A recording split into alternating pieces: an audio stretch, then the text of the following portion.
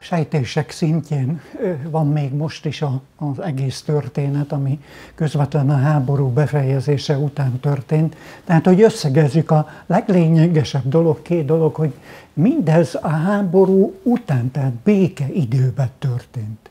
Tehát javába folytak már a párizsi béke tárgyalások, amikor Benes, hogy nyomást gyakoroljon elsősorban Magyarországra, illetve a szudéta németek miatt a németekre, elkezdett egy népírtást folytatni az ott rekedt őshonos németek és magyarokkal szemben. De ez az érdekes, hogy az újabb kutatásaim alapján a szlovákokat se kímélte. Tehát a Pozsony-ligetfalui tragédiában, tömegsírokban ott egymáson fekszenek úgy a németek, mint a szlovákok és a magyarok. Talán csak számbeli különbség van, hogy legtöbb a német áldozat az itt elkövetett népírtásnak, utána következnek a magyarok és aztán a szlovákok. Na most, ami még kiderült, és talán második legfontosabb hozadéka ennek az általam végzett kutatásnak, ez pedig az, hogy nem mi itt élő kisebbség voltunk háborús bűnösök, hanem ellenünk követtek el nagyon súlyos háborús és emberiesség elleni büntettet. Ugyanis ahogy a front haladt a Duklai hágótól végig Szlovákia területén, a kisebbség, tehát az őshonos kisebbség, a magyarok lakta és a kárpáti németek lakta területeken sorra alakultak a tömegsírok, illetve sorra keletkeztek a tömegsírok. Tehát már a háború ideje alatt is elkezdték írtani az itt élő kisebbséget. Hát inkább az a szó helyesebb, hogy nemzetrész polgárai. Tehát akiket az első csehszlovák köztársaság idején Benes bezárta maga kis Karámiába, azokat igyekezett eltüntetni, és a beszédeibe nyomon követhető ez, tehát fölhívja a búcsú beszédébe például, ahogy a Pozsony-ligetfalui 17. gyalogezredet küldi ki a határsábra Pozsony-ligetfalura, 1945. július 16-án tart a Václav téren búcsúztató beszédet a katonáknak, a 4. hadtestről van szó, amelyben tartozott a 17. gyalogezred is, és a következő szöveg van benne. Tüntessétek el a németeket és magyarokat Csehszlovákiából. Tehát hiába próbálják a mostani történészek beállítani, hogy a nácizmus és a Benes által elkövetett népírtás között az a különbség, hogy a nácisták egész állami apparátust tettek szolgálatába a népírtásnak, ugyanez itt van Csehszlovákiában is.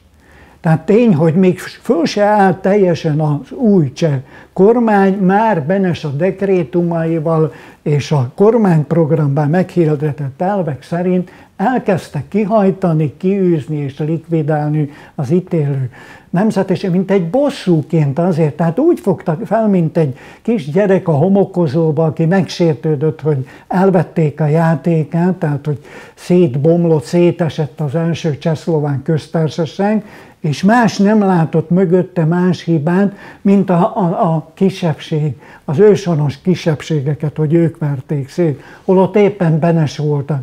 Mert nem volt semmivel külön, mint ő általa nagyon kritizált osztrák-magyar monarchia, tehát a Habsburg-féle nemzetiségi politika. Ő beszédében a háború előtt, még az első világháború előtt gyakran kijelentette, hogy nincs helye az osztrák-magyar monarchiának Európa térképén, mert a számbeli kisebbségben élő nemzeteket, a németek, illetve hát az osztrákok és a magyarokon kívül nem illeti meg a Wilson által meghirdetett híres önrendelkezési jog, tehát a nemzetiségeket megillető kollektív jogok. erre megalakul 20-ba az első csehszlovák köztársaság, a megígért, a trianoni szerződésben megígért autonómiákról, tehát az itt élő tehát őshonos nemzetiség, nemzetrészeknek ugyanezeket megtagadja. Nem adja meg a szlovákoknak, tehát még csak akkor federális szinten se, tehát hogy valami együtt kormányzás, vagy a két nemzetnek a együtt dolgozásából keletkezik majd valami komolyabb állam, nem adja meg a szudétanémeteknek, 51% a lakosság számának tartozott csak a cseh és a szlovák néphez, a 49 pedig a kisebbségekhez.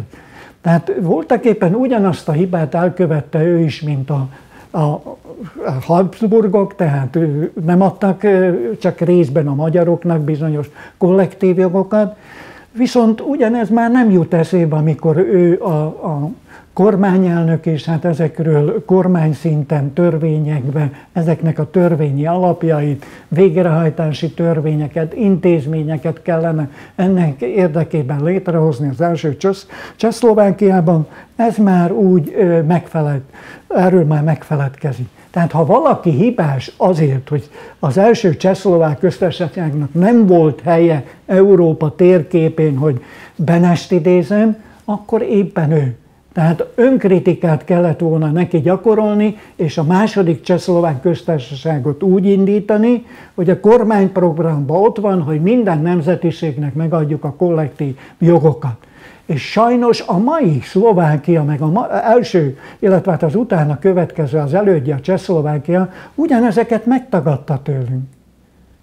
Hát Szlovákia is csak 93-tól önálló államként létezik, és ugyanez Szlovákia, hogy most megkapta Szlovákia 93-ban a önállóságát, ugyanaz Fico is megfeledkezik róla, az előző kormányelnökök is, és azt mondják nekünk, hát követeljétek ki magatoknak, ha ki tudjátok követelni, akkor megkapjátok.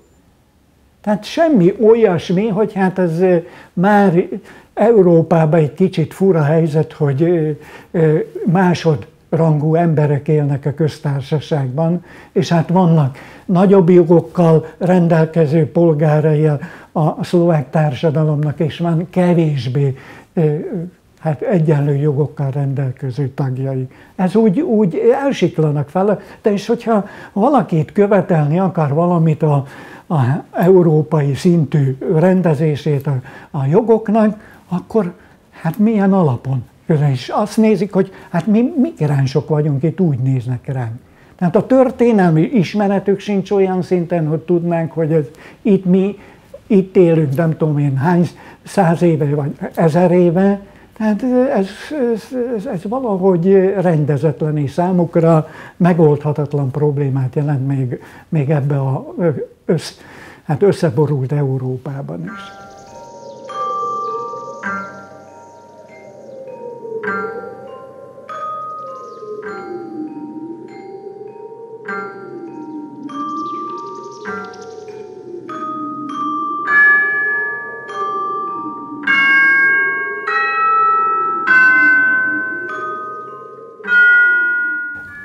Akkor léphetnénk ebbe előre, hogyha ez az áldozat, ami történt. Tehát mi nem azt kérjük, hogy most revans. Tehát minket nem a bosszú hajt, mert elég volt az oda-vissza adott pofonokból Európában, és hát inspirál egy kicsit bennünket a német-francia kiegyezés gondolata. Tehát azt szeretnénk, hogy ez a véráldozat ne legyen felesleges, ami történt. Itt tényleg együtt nyugszanak békében most, itt az árokrendszerben, Ligetfalun egymás testén, főleg miután kihantolták és áthozták őket a temetőbe, a földi maradványaikat egymásra dobálták, tehát itt nem lehet már szétválasztani, hogy ki ezek közül, a csontvázok közül melyik tartozik magyar, melyik szlovák vagy német polgárhoz, tehát kicsoda. Tehát az volna jó, hogyha elkezdene ezen a szlovánság is gondolkozni, hogy elindítani egy olyan folyamatot, ami a megbékéléshez vezetne. Mi ezt azzal próbáljuk segíteni, hogy minden, ami történt Ligetfalun, több nyelvre lefordítva igyekezünk megjelentetni. Tehát már most nincs az a vákum, ami eddig 70 éve volt, hogy senki nem tud erről semmit. Ma már nagyon is sokat tudunk, és hát már 2 éve állandóan egy ismeretterjesztő füzetet adok ki, ahol ott van szlovák, magyar és német nyelven röviden összefoglalva, hogy mi történt ott. És az is ott van, hogy mit szeretnénk ezzel a kutatással elérni. Tehát egyrészt az igazságot, ami megtörtént, azt nem lehet elfelejteni, nem szabad elfelejteni, meg kell bocsátani, mert anélkül nem tudunk előrelépni, de a megbocsátás nem lehet csak úgy, hogy nem történik semmi. Elvárjuk a többségi nemzettől, vagy Csehszlovákia mai jogutód államaitól, hogy megkövessék az áldozatainkat, úgy a németeket, mint a sajátjaikat, és a miénket, magyarokat, megfelelő emlékművet állítsunk neki, és legyen ez a szlovák-magyar kiegyezés vagy megbékélés szimbóluma, emlékműve. Úgy, ahogy létezik már a szerb magyar vonatkozásban a hideg éjszakán következményeiként, ahogy a német-francia megbékélésre sor került, szeretnénk ezt legalább 2020-ig elérni, hogy a ligetfalui temetőben egy közös emlékmű legyen az ártatlan áldozatok emlékére.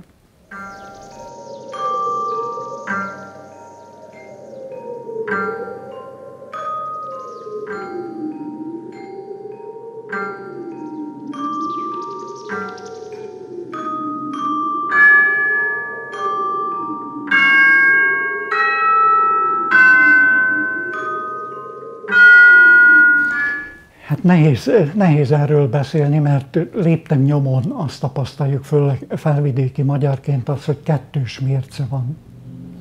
Tehát ugyanezek a bűnök, akár a népirtásra, most vegyük ezt alapul, ez a nácizmus idején ez annyira ki van hangsúlyozva, és hát miért? Tehát nem érdemtelen. Tehát tényleg olyan dolog történt, aminek nem szabadna, hogy az emberiség történetében megismétlődjön. Most valahol hibásak vagyunk mi is, hogy a mi dolgainkkal így nem foglalkozunk. Sokáig, és még ma is érzem, még most, ahogy mentem a Baranta völgyébe is, volt egy találkozóm, amit mi visszamondtak. Pedig az a gulaggal kapcsolatos tragédiákról szólt volna, az emberek nem mernek még róla beszélni. Mintha szégyelnék azt, hogy velük szemben háborús bűnt vagy emberiesség elleni büntetet hajtottak végre.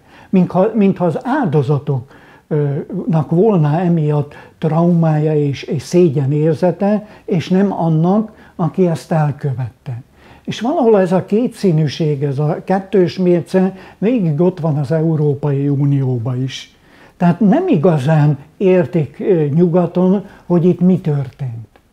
Tehát azért viszont, hogy megértessük, nekünk is többet kell ezzel foglalkozni, gyakrabban kell mondani, idegen nyelvben is meg kell ezeket a dolgokat jelenteni. Hát ezt a célt szolgálja az a füzet is, amit én hát készítek, és most készül egy újabb, ami hát egyelőre csak szlovák-magyar nyelven fog megjelenni, de pont azért szlovák nyelven is, hogy tudja a másik fél is, hogy mi hogyan vélekedünk ezekről a történésekről. Hogy minket nem úgy, mint Benest a bosszú vezérel, hogy hát most vissza akarunk csapni, hanem mi látjuk azt, hogy tényleg az Egyesülő Európának van szerepe. Tehát az, hogy 70 éve nincs háború, ez egy olyan jelentőségi dolog, amit aki átélt és gyerekkoron, őtől még ott van benne a trauma, mint bennem is, igazán csak azt tudja értékelni, hogy mit jelent ez, hogy Európa közepén, szívében nem dörögnek fegyverek 70 év óta.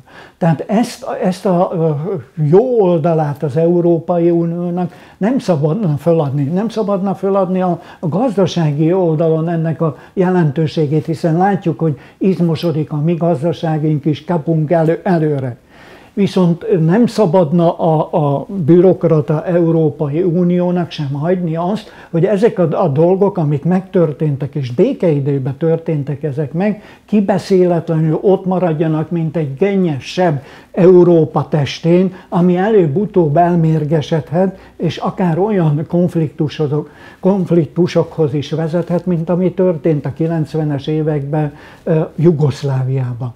Tehát ezért nagyon fontos lenne ezeket is kibeszélni, hagyni lehetőséget, támogatni akár anyagilag is. Például most nagyon fontos volna föltárni még a sírokat, 9 tömegsírról tudunk. Jó volna megnézni, mennyi ember földi maradványa maradt ott ezekbe a tömegsírokba, kiszedni, méltóan megadni nekik a tiszteletet, eltemetni őket. Tehát nem szabadna maradni már 70 év után, a második világháború után temetetlen halottainknak. Ezzel azt hiszem, hogy visszakapná azt a lelki erejét és a felvidéki magyarság, hogy jobban megbecsülne az őseit, a múltját, és erősebben tudna hinni abban, hogy van jövője is. Tehát a jövő szempontjából, a kitörés miatt is, a kitörési lehetőségek miatt is fontos volna ezt mélységében kibeszélni, föltárni és otthagyni mindenkinek mementóként. Lássátok, mi volt, és mit nem szabad az elkövetkezőkben, a jövőben elkövetni. Nagyon fontos az, hogy az ember hogy tálalja. Tehát fontos az, hogy milyen kommunikáció, milyen a beszéd egymás között, és honnan indít az ember. Nekem az a tapasztalatom, hogy ha értelmesen, nem indulatokkal, hanem tényekkel operálunk, és tényekről beszélünk, akkor haladhatunk előre. Soha nem lett volna emléktáblánja a Pozsony-ligetfalon kivégzett Leventéknek és hát a többi ártatlan áldozatnak, ha ott az egyik erődöt bérlő fiatal szlovák fiúk nem értik meg, hogy mi az én szándékom. Tehát nekem jó a tapasztalatom, sőt, kellemesen csalódtam. Igaz, hogy nem egy, nem kettő, nem 3-szor kellett elmenni, és hát hagytam, még ők kérdeznek rá, hogy mit koslatok ott a bunker körül, mit keresek. Nyilván azt gondolták, hogy én is talán valami elhagyott lőszereket vagy hadianyagot után koslatok ott a bunker körül, de amikor megtudták, hogy miről van szó és mi történt ott, kíváncsiak lettek. Aztán fokozatosan adagoltam, hogy mi történt ott. És a végére adtam a slusszpoint, hogy itt a ti halottaitok is itt vannak. Tehát itt nem csak a németek és a magyarok nyugszanak, hanem itt nagyon sok szlovákot is kivégeztek. És pontosan azokat, akik meg akarták őrizni Pozsonynak a multikulturális jellegét, igazi demokraták voltak, nem soviniszták. Ott vannak köztük azok, akik önálló Szlovákiáért harcoltak már akkor, tehát a 45-ben Benessel szemben. Tehát mind azok, akikre ti büszkék lehetnétek, és talán hamarabb önállósult volna Szlovákia, ha Benes nem fejezi le 45 után a szlovák értelmiséget is. Tehát nem csak a magyar, a kárpáti némeket. Benes nagyon ügyelt arra, hogy a szlovák értelmiséget is lefejezze a második világháború után. Tehát ilyen őszinte beszélgetésekkel, és azt hiszem, hogy megfogta őket, ennek köszönhetem, hogy utána ők is többet akartak tudni, és hát ajándékba kaptam tőlük még egy keresztet is az emlékműre. Tehát elismerték, sőt tőlem személy szerint bocsánatot kértek. Tehát ezek az egyszerű emberek tőlem bocsánatot kértek azért, ami ott történt. Tehát nem lehet. Én hiszek abban, hogy ha így kommunikálunk, és eljutunk odaig, hogy megértetjük velük, hogy mi történt, és miért nem szabad erről hallgatni, miért kell tudni mindenkinek erről, akkor eljutunk ahhoz, hogy egymásnak kezet tudunk adni, és egymás szemébe tudunk nézni.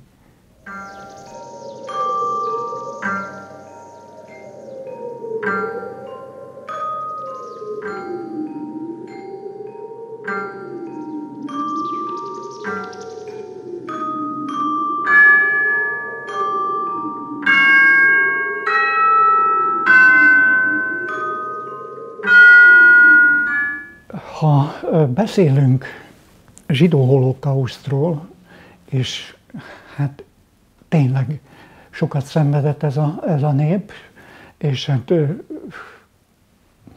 nem lehet megkerülni ezt a témát Közép-Európában sem, akkor beszélni kell a közép-európai nemzetrészekről is, tehát az szakadt nemzetrészek holokausztjáról is.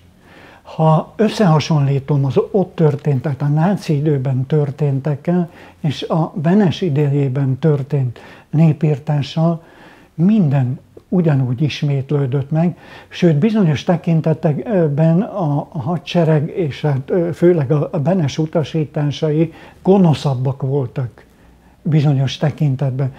Ő ötvözte már Sztalinnak a ravasságát is az egész hát, elkövetett bűnökben, és ott tetten érhető mindaz, ami a Szovjetunióban a két világháború között is történt. Sőt, hogyha a mai viszonylatban keressük az összehasonlítási alapot, mostanában, hogy megértsék a mai fiatalok, azt szoktam mondani, hogyha igazán meg akarjuk érteni, hogy mi történt közvetlen a háború idején, békeidőben, akkor az iszlám államot lehet példának hozni. Ugyanaz az ideológia, mert ez nem vallás, ez ideológia. Ez az emberekben megfogalmazott világnézet, ami Benesben is a bosszút hajtotta, és ugyanaz a rendszer és ugyanaz a módszer, ugyanazokat a lehetőségeket kínálta például a magyaroknak vagy a németeknek Benes, mint amit az iszlám állam kínál. Tehát az iszlám állam a meghódított területeken a keresztényeknek 3 lehetőséget ad. Áttérni a hitünkre, tehát iszlamizálódni. Benes ugyanez úgy követel, tehát hogy cseh vagy szlováknak vallom magamat. Tehát így eltűnt a felvidékről, összehasonlítva a 2010-es és a 1910-es népszámlálás, 100 év alatt eltűnt 1.650.000 magyar Szlovákia területéről, azokból a falvakból, amelyeket most a határ ide csatol Szlovákia részhez. Tehát itt is tetten érhető. A másik, amit kínál, rabszolgám leszel. Tehát életben maradsz, de rabszolgám leszel. Ez Benes pedig a törvényeivel úgy oldotta meg, hogy kényszermunkára ítélte a németeket, magyarokat és hát mindazokat, akik ellenségei voltak a köztársaságnak. A harmadik, ha egyik sem felel meg és potenciális veszélyt jelent az új alakuló államnak, akkor golyó, vagy hát az iszlám brutálisabb közép-európai módszerrel lefejezi a keresztényeket.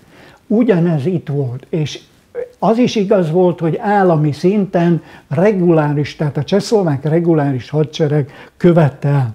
Most a főbűnösök közül van még, aki él. Igaz, hogy nem Szlovákiában. 2007-ben a Pserovi vérengzés kapcsán, amelyet ugyanazok követtek el, mint a ligetfalui vérengzést, egy Bedřich Smetana nevű urat köröznek. Európai körözés van kiadva ellene.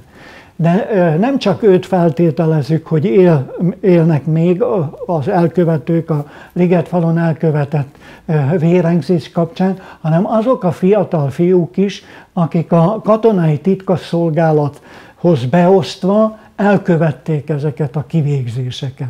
Tehát alapos elemzés után azt hiszem, hogy érdemes volna egy büntető feljelentést ezek ellen az elkövetők ellen, ismeretlen elkövetők ellen, de hát annyi dokumentáció létezik már akár a Szlovák Emlékezet Hivatala archívumában, hogy föl lehet lelni, hogy a 4. század 17. gyalogezredének első szakaszában kik szolgáltak, milyen idősek voltak, és ezek közül ki az, aki még él. Tehát ebben a szakaszban ismereteink szerint 18-19 éves fiúk szolgáltak. Ezt hozzáadom 71-hez, tehát akkor Hát 90 év között lehetnek most ezek az elkövetők még. Feltételezzük, hogy még vannak, akik életben vannak, akik ellen még büntető eljárást lehetne indítani. Ezzel lényegében azokkal szemben is valamilyen büntetőjogi jóvátételt tudnánk kicsikarni, ami nem engedné, hogy a bűn elévüljön, a bűn büntetlenül maradjon.